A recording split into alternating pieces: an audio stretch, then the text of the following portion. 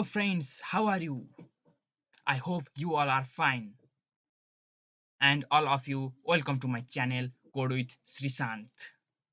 Friends आज हामीले पढ्न जाँदैछौँ ब्याकग्राउन्ड प्रोपर्टी इन सिएसएस। गएको भिडियोमा हामीले हेरेका थियौँ font and text property in CSS र यो भिडियोमा हामीले हेर्न जाँदैछौँ background property in CSS. So let's get started. फटाफट हामी जाम सबलाइन टेक्स्ट एडिटरमा र सुरु गरौँ background property in CSS. So friend पहिला हामीले बनाएका छौँ एउटा कन्टेनर क्लास नामको डिभ र हामीले अब यसलाई दियौँ स्टाइल ट्यागको भित्र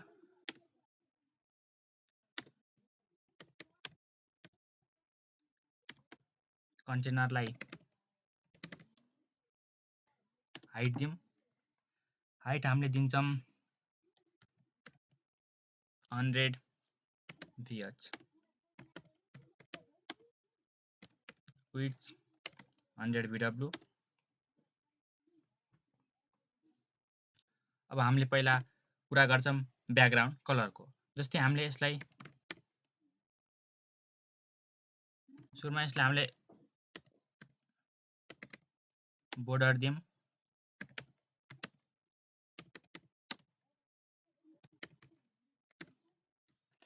अब हामीले यति गर्यौँ भने यसलाई कपी फाइल पाथ गरेर ब्राउजर खोलेर यसलाई पेस्ट गर्यौँ भने यस्तो आउँछ। यसलाई भन्छन् बोर्डर।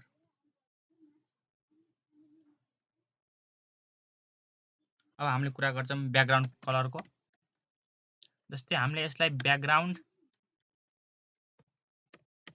कलर रेड दियौँ भने अब यसको ब्याकग्राउन्डमा रेड कलर आउनेछ। यस्तै ब्याकग्राउन्ड कलर भनेको कुनै पनि कन्टेनरको ब्याकग्राउन्डमा कस्तो कलर हुन्छ भन्ने कुरा ब्याकग्राउन्ड कलरले डिफाइन गर्छ। अब हामीले कुरा गर्छौँ ब्याकग्राउन्ड इमेजको। पहिला यसलाई कमेन्ट आउट गरौँ।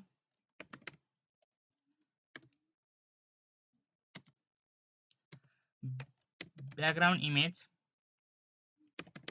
युआरएल दिन्छौँ। मैले यहाँ पहिला नै एउटा इमेज ल्याएर राखेको छु जसको नाम हो इमेज 5.png।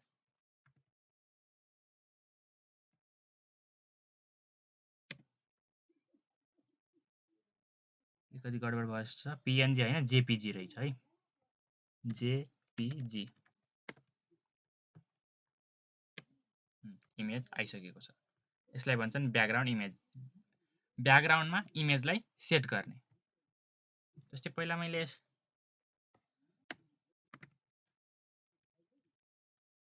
ब्याकग्राउन्ड साइजलाई अहिले ब्याकग्राउन्ड साइजको बारेमा पनि भन्ने छु। 100 पिक्सल दियो भने यसरी आउँछ। यो फ्रेन्ड्स तपाईले देखिराख्नु भएको छ, यो इमेज होरिजन्टली र भर्टिकली दुईटैतिर रिपिट भइरहेको छ। अब यसलाई हामीले कसरी कन्ट्रोल गर्न सक्छौँ त्यो हेरिहालौँ। जस्तै हामीलाई होरिजन्टली मात्रै रिपिट गर्नु पर्यो भने हामीले के गर्न सक्छौँ भनेपछि एउटा हुन्छ ब्याकग्राउन्ड रिपिट प्रोपर्टी।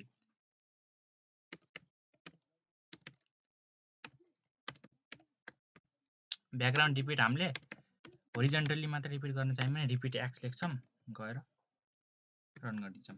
यो इमेज होरिजन्टली मात्रै रिपिट भइरहेको छ। अब हामीलाई चाहियो भर्टिकली मात्र रिपिट चाहियो भनेपछि यसैमा गरिदिउँ रिपिट वाइ। अब यो इमेज भर्टिकली मात्रै रिपिट भइरहेको छ। यो हो ब्याकग्राउन्ड रिपिट प्रोपर्टी। अब अर्को छ हाम्रो background size property. Background size property पहिला हामीले यो इमेजलाई नो रिपिट गरिदिउँ। नो रिपिट भनेपछि रिपिटै हुँदैन, यसरी नो रिपिट। अब हामीलाई ब्याकग्राउन्ड साइजको कुरा गर्ने हो भनेपछि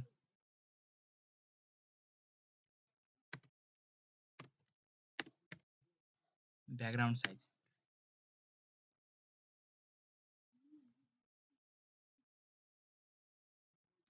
ब्याकग्राउन्ड साइजको कुरा गर्नभन्दा अगाडि ब्याकग्राउन्ड पोजिसनको कुरा गरौँ। ब्याकग्राउन्ड पोजिसन हामीलाई पहिला त छ यो टपमा छ, यो इमेज टपको लेफ्ट साइडमा छ। अब हामीलाई चाहियो टपको सेन्टरमा। अब हामी कसरी ल्याउन सक्छौँ? सिम्पली लेखिदिने टपको सेन्टर, टप सेन्टर गरेर रन गरौँ। टपको सेन्टरमा आइसकेको छ। अब हामीलाई चाहियो सेन्टर चाहिँ सबभन्दा सेन्टर हो। होरिजेन्टली पनि सेन्टरमा चाहियो, भर्टिकल्ली पनि सेन्टरमा चाहियो। अनि हामीले के गर्न सक्छौँ भनेपछि हामीले सिम्पल लेखिदिन्छौँ सेन्टर सेन्टर। अब हाम्रो होरिजेन्टली पनि सेन्टरमा आउँछ, भर्टिकल्ली पनि सेन्टरमा आउँछ। सेन्टर सेन्टर, होरिजेन्टली पनि भर्टिकल्ली पनि सेन्टरमा आइसकेको छ। होइन, मलाई त चाहियो बटमको सेन्टरमा। भने के गर्छौँ?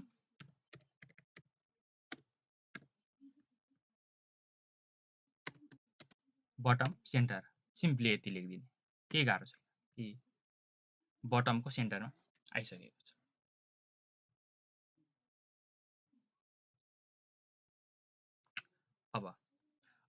अब चाहियो हामीलाई बटमको लेफ्टमा। सिम्पली बटम लेफ्ट, बटम लेफ्टमा, बटमको लेफ्टमा आइसकेको छ। ब्याकग्राउन्ड पोजिसन प्रोपर्टी भनेको यही नै हो। अब बल्ल हामीले कुरा गर्छौँ ब्याकग्राउन्ड साइज। अब हामीलाई यसलाई कमेन्ट आउट गरिदिउँ।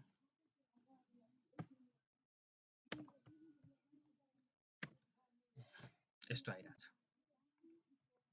Background size.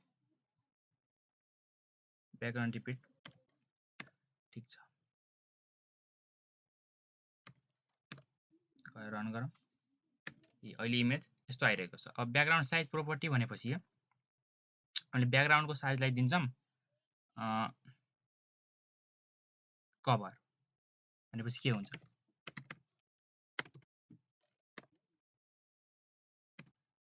पुरै इमेज ब्याकग्राउन्ड साइज कभरले के गर्छ भनेपछि यो कन्टेनरको साइज जति छ, कन्टेनरको हाइट र विड्थ, मतलब कन्टेनरको पुरै साइजलाई कभर गर्न खोज्छ ब्याकग्राउन्ड साइज कभर प्रोपर्टीले।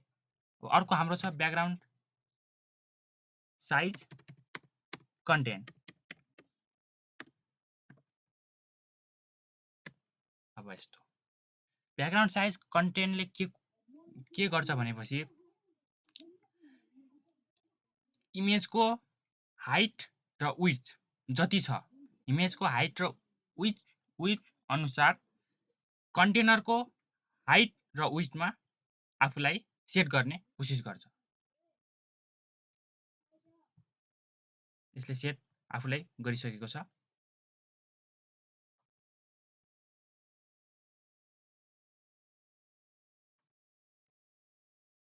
यसरी अब ब्याकग्राउन्ड साइज अघि नै मैले देखाएँ, हामीले पिक्सेलमा पनि लेख्न सक्छौँ। जस्तै 400 पिक्सेल एन्ड 600 पिक्सेल।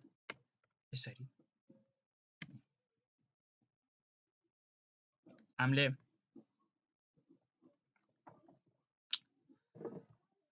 400 पिक्सेल र 600 पिक्सेल दिइसकेपछि यो इमेज यसरी आयो।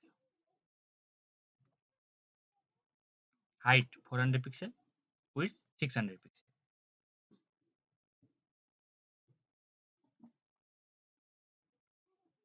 अर्को हाम्रो छ अब background attachment property.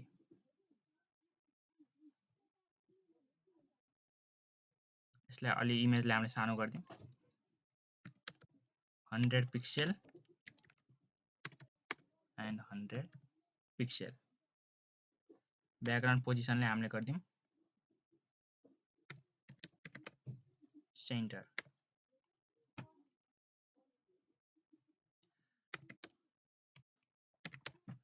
Centre centre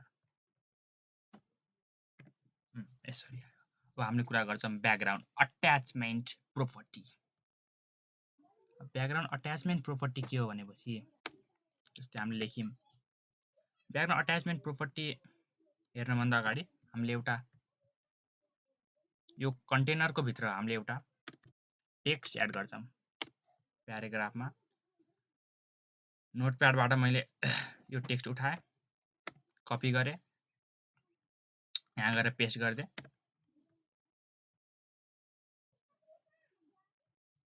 अब कुरा गरौँ ब्याकग्राउन्ड अट्याचमेन्ट प्रोपर्टीको। ब्याकग्राउन्ड अट्याचमेन्ट पहिला यो कस्तो देखेछ हेरौँ। यस्तो देखिरहेको छ। ब्याकग्राउन्ड अट्याचमेन्ट प्रोपर्टी राम्रोसँग हेर्नको लागि हामीले यो हाइटलाई गरिदिउँ 500 px।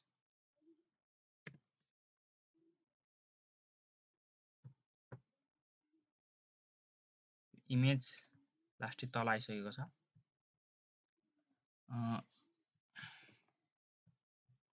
यो इमेजलाई हामीले गरिदिउँ ब्याकग्राउन्ड पोजिसन यहाँबाट दिउँ हामीले होरिजन्टल्ली 200 पिक्सेल, भर्टिकल्ली 80 पिक्सेल। भनेपछि यो इमेज कता आउँछ? यता आइसकेको छ। अब हामीले हेर्छौँ ब्याकग्राउन्ड अट्याचमेन्ट।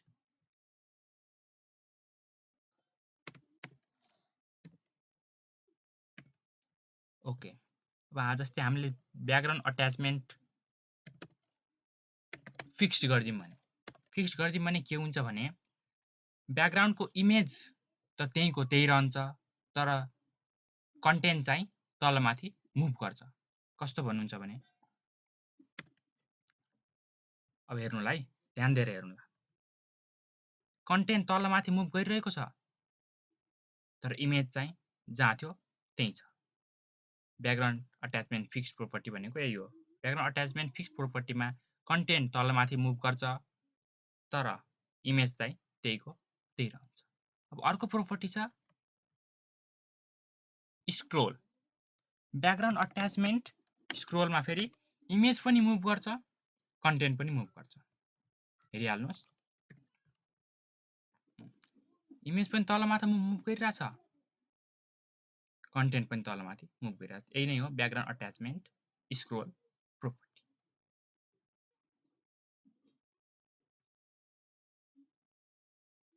हामीले हेर्यौँ background colour, background image, background size, background repeat, background position and background attachment. यी नै हुन् CSS मा ब्याकग्राउन्ड प्रोपर्टिज।